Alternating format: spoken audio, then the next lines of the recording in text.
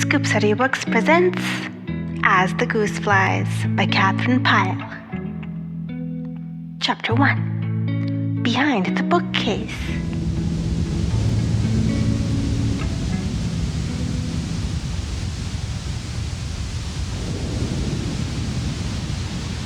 Ellen stood at the nursery window, looking out at the gray sky and the wet, blowing branches of the trees.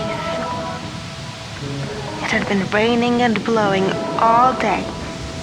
The roof pipes poured out steady waterfalls. The lilacs bent over, heavy with the rain. Up in the sky, a bird was trying to beat its way home against the wind. But Ellen was not thinking of any of these things.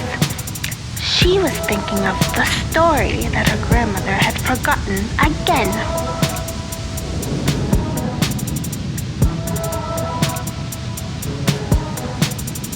Ellen's grandmother was very old, so old she often called Ellen by the names of her own little children who had grown up or died years and years ago.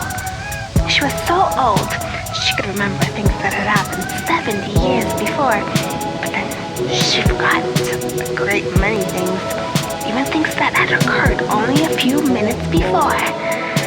Sometimes she forgot where her spectacles were when they were pushed back on her head.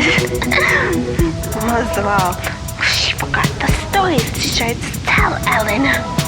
She would just get to a very interesting place. Then she would push her spectacles up on her forehead and look vaguely about her. I forget what came next. She would say,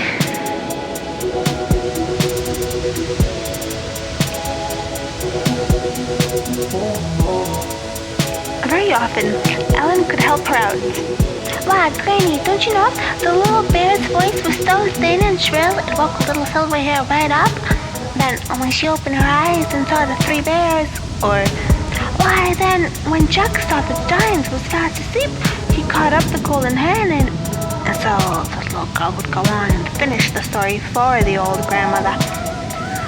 But there was one story that Ellen could not finish for her grandmother. It was a story that she had never heard. At least, she never heard the end of it.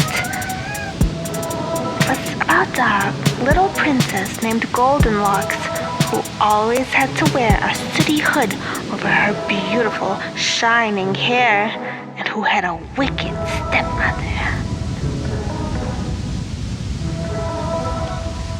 Again and again, the grandmother had begun the story, but she never got further in it than where Goldenlocks was combing her hair at night, all alone in the kitchen. When she had reached that point, she would stop and say, what was it that came next? What was it, little Clara? Can't you remember? So long since I've told it. Clara was the name by which the grandmother oftenest called Ellen. Sometimes the little girl tried to make up an ending to the story, but always the grandmother would shake her head. No, she would cry. That's not it. What was it? What was it? I forgot to remember. She worried and fretted so over the story that Ellen was always sorry to have her begin it. Sometimes the old grandmother almost cried.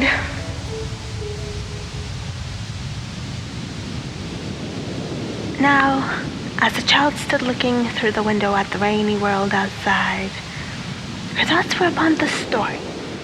The grandmother had been very unhappy over it all day. Ellen had not been able to get her to talk or think of anything else. The house was very quiet, for it was afternoon.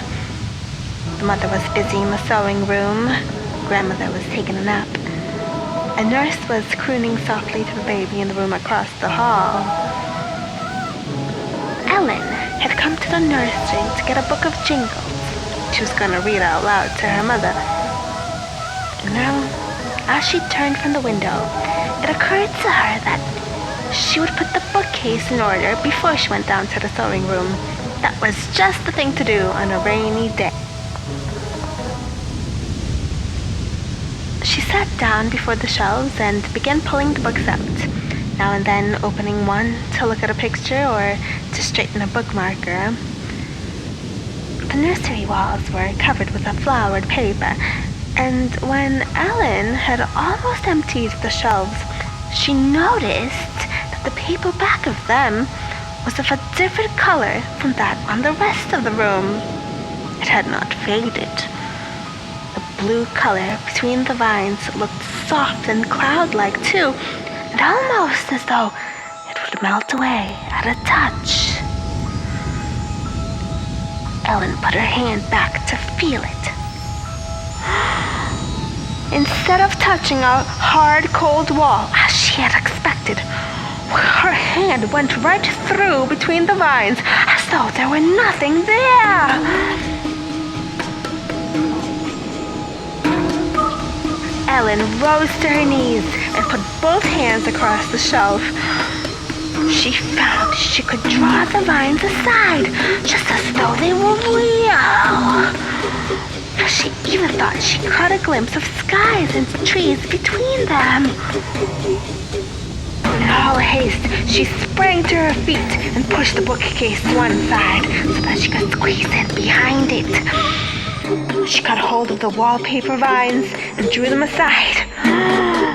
And then she stepped right through the wall and into the world beyond.